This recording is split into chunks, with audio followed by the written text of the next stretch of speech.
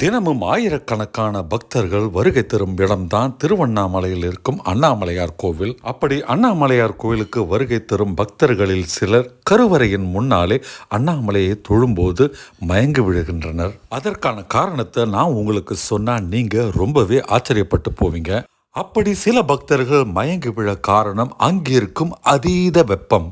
கோயிலுக்கு வெளியில் வெயிலோ மழையோ காற்றோ குளிரோ எந்த ஒரு கிளைமேட் இருந்தாலும் அண்ணாமலையாரின் கோவிலில் உள்ள கருவறைக்கு முன்னாலே ஒரு ஹீட் எப்போவுமே இருந்துகிட்ருக்கும்.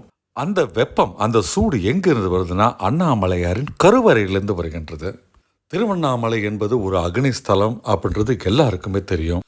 அருகில் இருக்கும் அருணாச்சல மலையே பார்த்தீங்கன்னா ஒரு அக்னிமலை. இந்த இடத்தில் சிவபெருமான் வானம் முதல் பூமி வரை ஒரு அக்னி பிழம்பாக ஒரு நெருப்பு தூணாக இருப்பதாக ஐதீகம். அதுதான் உண்மையும் கூட.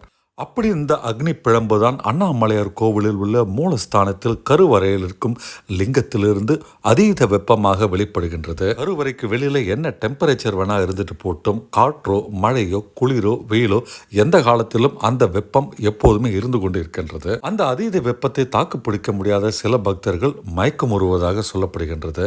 இப்படி வரும் பக்தர்கள் பாதிப்படைவதை பார்த்த கோவில் நிர்வாகம் அந்த இடத்துல ஏசி போடவும் ட்ரை பண்ணியிருக்கிறாங்க.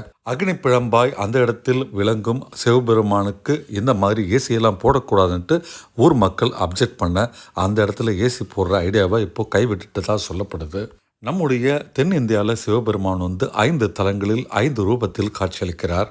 திருவண்ணாமலையில் அக்னி பிழம்பாய் விளங்கும் சிவபெருமான் பக்கத்தில் இருக்கிற காளாஸ்திரியில் பார்த்தீங்கன்னா வாயுவாய் இருக்கிறார். அந்த இடத்துலையும் ஒரு ரகசியம் இருக்கு. நான் அதை அடுத்த வீடியோவில் சொல்கிறேன். நீங்கள் அறியாத பல விஷயங்கள் பல ரகசியங்கள் திருவண்ணாமலையில் இருக்குது. அதை ஒன்றா உங்களுக்கு நான் அடுத்தடுத்த வீடியோவில் விளக்கிக்கிட்டே இருக்கேன்.